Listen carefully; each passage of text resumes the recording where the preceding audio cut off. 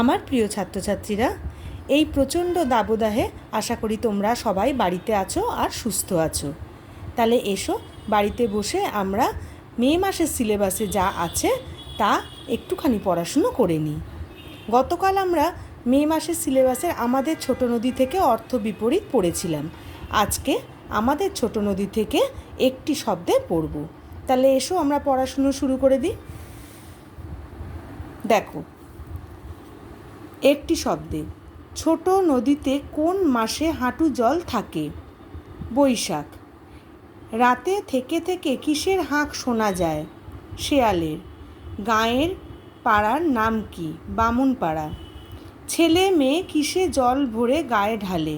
গামছায়। বধূরা কাপড় কেচে কোথায় যায়? গৃহকাজে।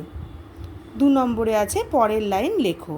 সকালে বিকালে কভু নাওয়া হলে পরে আঁচলে ছাঁকিয়া তারা ছোট মাছ ধরে।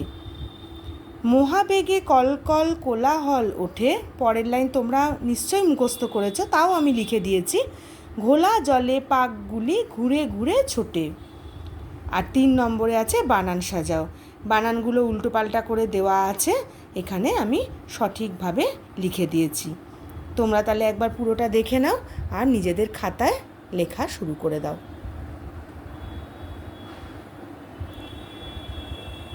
ঠিক আছে, আজ তাহলে এইটুকুই। সবাই সুস্থ থেকো।